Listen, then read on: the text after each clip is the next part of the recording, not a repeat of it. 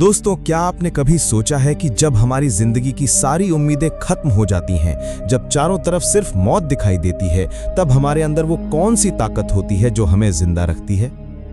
आज मैं आपको एक ऐसी ही कहानी सुनाने जा रहा हूं। ये कहानी किसी फिल्म की नहीं, बल्कि एक हकीकत है। ये कहानी है आयशा की, एक ऐसी लड़की जो अपने सपनों को पूरा करने निकली थी, लेकिन कुदरत ने उसके लिए एक ऐसा इम्तिहान तैयार कर रखा था जिसकी उसने कभी कल्पना भी नहीं की थी। ये कहानी है थार रेगिस्तान की जलती रेत पर 91 दिनों तक चले संघर्ष की, दर्द की, हिम्मत की और आखिर में जीत की। तो कुर्सी की पेटी बांध लीजिए, क्योंकि ये कहानी सुनने के बाद आप जिंदगी को एक नए नजरिए से देखने पर मजबूर हो जाएंगे। तारीख थी 15 मई 2018। 28 साल की आयशा दिल्ली के एक जानी मानी ट्रैवल ब्लॉगर पर फोटोग्राफर अपनी जीप से राजस्थान के थार रेगिस्तान के लिए निकली थी। उसका सपना था कि वो रेगिस्तान के उन अनछुए हिस्सों की तस्वीरें ले जिन्हें दुनिया ने कभी नहीं देखा। वो बहुत खुश थी, उसकी आंखों में सपने थे और दिल में जोश। जैसलमेर से लगभग 150 किलोमीटर दूर एक सुनसान रास्ते पर आगे बढ़ते हुए अचानक उसकी जीप एक झटके के साथ बंद हो गई। उसने कई बार कोशिश की, लेकिन गाड़ी स्टार्ट नहीं हुई। चारों तरफ मीलों तक सिर्फ रेत के टीले थे, मोबाइल में नेटवर्क नहीं था। शुरू में तो आयशा को लगा कि शायद कोई गाड़ी आ जाएगी, लेकिन घंटों बीत गए और दूर दूर तक कोई इंसान नहीं दिखा।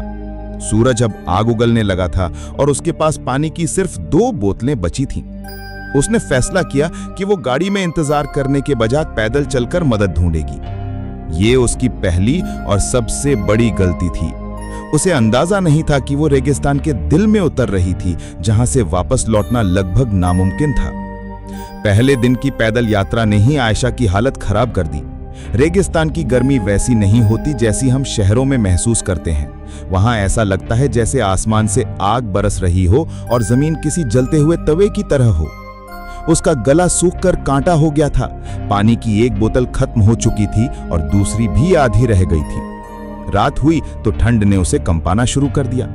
दिन में आग और रात में बर्फ। यह है रेगिस्तान की हकीकत। दूसरे दिन की सुबह तक उसके होंठ फट चुके थे और आंखों के सामने अंधेरा छाने लगा था। उसे पहली बार एहसास हुआ कि वो कितनी बड़ी मुसीबत में फंस चुकी है। मौत का डर पहली बार उसके दिल में बैठा।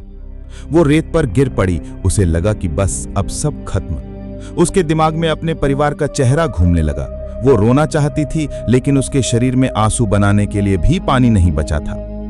ये मौत से उसकी पहली मुलाकात थी जो उसे घूर घूर कर देख रही थी। जब इंसान को लगता है कि सब खत्म हो गया, तभी कुदरत उसे एक छोटा सा इशारा देती है। आयशा लगभग बेहोश थी, तभी उसे दूर कुछ चट्टानें दिखाई दी। उसने अपनी बची खुची हिम्मत जुटाई और घिसटते घिसटते उस चट्टान की छांव तक पहुंची। वो छांव उस वक्त उसके लिए किसी जन्नत से कम नहीं थी। अगले दिन सुबह जब उसकी आंख खुली तो उसने देखा कि रात की नमी की वजह से कुछ जंगली झाड़ियों के पत्तों पर ओस की बूंदें जमा थीं। उसने अपनी चुनरी को उन पत्तों पर फेरा और उसे निचोड़कर कुछ बूंदें अपने सूखे होठों पर लगाईं। वो पानी की कुछ बूंदें नहीं थीं, वो जिंदगी की बूंदें थीं। उसी पल आयशा को समझ आया कि अगर जिंदा रहना है तो रोने से काम नहीं चलेगा। उसे लड़ना होगा। उसे रेगिस्तान के नियम सीखने होंगे। उसने अपने बैग से एक छोटी सी डायरी निकाली और उस पर लिखा, दिन 3, मैं अभी जिंदा हूं। यह सिर्फ एक लाइन नहीं थी, यह खुद से किया गया एक वादा था। अब आयशा एक टूरिस्ट नहीं, एक सर्वाइवर बन चुकी थी। उसने स्कूल में सीखी बातें और इंटरनेट पर देखे सर्वाइवल वीडियो याद करने की कोशिश की। उसे याद आया कि कैमरे के लेंस से सूरज की रोशनी को फोकस करके आग जलाई जा सकती है। कई घंटों की मशक्कत के बाद सूखी घास में से धुएं की एक पतली लकीर उठी और फिर एक छोटी सी आग जल गई। उस आग ने उसे सिर्फ गर्मी नहीं दी, बल्कि एक उम्मीद दी। उसने सीखा कि सुबह और शाम को चलना चाहिए और दिन की तेज धूप में किसी छांव में रहना चाहिए। खाने के लिए कुछ नहीं था तो उसने वो किया जो शायद हम सोच भी नहीं सकते। उसने कीड़े, टिड्डे और जो कुछ भी उसे लगा कि खाया जा सकता है, उसे भूनकर खाना शुरू किया। हर कौर एक जहर के घूंट जैसा लगता था, लेकिन पेट की आग बुझाने के लिए यह जरूरी था। उसका खूबसूरत चेहरा धूप में झुलस गया था। शरीर पर जगह जगह घाव बन गए थे और वजन तेजी से घट रहा था। वो आयशा नहीं थी जो दिल्ली से आई थी। रेगिस्तान में भूख और प्यास से भी बड़ा दुश्मन होता है अकेलापन। दिन बीतते जा रहे थे, हफ्ते बीतते जा रहे थे। आयशा ने किसी इंसान की आवाज नहीं सुनी थी। चारों तरफ सिर्फ एक भयानक खामोशी थी जो कानों में शोर करती थी। वो अक्सर खुद से बातें करने लगी थी, कभी अपनी माँ से तो कभी अपने पापा से। वो हवा में ही उनसे लड़ती, उनसे शिकायत करती और फिर रो पड़ती। कई बार उसे वहम होता कि कोई उसे आवाज दे रहा है, लेकिन वहां कोई नहीं होता था। यह अकेलापन इंसान को अंदर से खोखला कर देता है। एक दिन उसने अपनी डायरी में लिखा, आज 30वां दिन है। मुझे नहीं पता कि मैं पागल हो रही हूं या जिंदा रहने की कोशिश कर रही हूं। यहां की खामोशी कभी कभी गोलियों से भी ज्यादा शोर करती है। क्या कोई मुझे ढूंढ रहा होगा या सबने मान लिया होगा कि मैं मर चुकी हूं? यह सवाल उसे हर पल खाए जा रहा था। उसका शरीर तो लड़ ही रहा था, पर अब उसका दिमाग भी हार मानने लगा था। लगभग 45वें दिन जब आयशा अपनी बची खुची ताकत से एक टीले पर चढ़ी तो उसे दूर कुछ चमकता हुआ दिखाई दिया। उसे लगा कि वो किसी गाड़ी का शीशा है या किसी गांव की छत। एक नई उम्मीद उसके अंदर दौड़ गई। वो पागलों की तरह उस दिशा में भागने लगी। वो गिरती, फिर उठती, फिर भागती। घंटों चलने के बाद जब वो उस जगह के करीब पहुंची तो उसका दिल टूटकर बिखर गया। वो कोई गाड़ी या गांव नहीं था, वो एक मृग तृष्णा थी, जिसे हम मिराज कहते हैं। रेगिस्तान का एक ऐसा धोखा जो प्यासे को और तड़पाता है। उस पल आयशा पूरी तरह से टूट गई। उसकी सारी हिम्मत जवाब दे गई। वो वहीं रेत पर गिरकर फूट फूट कर रोने लगी। उसने पहली बार भगवान से कहा, बस अब और नहीं, मुझे उठा ले, मैं थक गई हूं। ये दिन उसके 91 दिनों के संघर्ष का सबसे बुरा दिन था। उम्मीद का टूटना मौत से भी ज्यादा दर्दनाक होता है।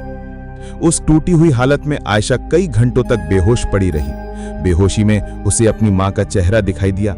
उसे अपनी मां की कही एक बात याद आई, बेटा, हारना तब होता है जब हम कोशिश करना छोड़ देते हैं। ये आवाज उसके कानों में गूंजने लगी। जब उसकी आंख खुली तो सूरज ढल रहा था। उसके अंदर से एक आवाज आई, मैं मर नहीं सकती, मैं हार नहीं सकती। मैंने अपनी मां से वादा किया था कि मैं एक दिन बहुत बड़ा काम करूंगी। मैं ऐसे गुमनामी में नहीं मर सकती। उस एक पल ने सब कुछ बदल दिया।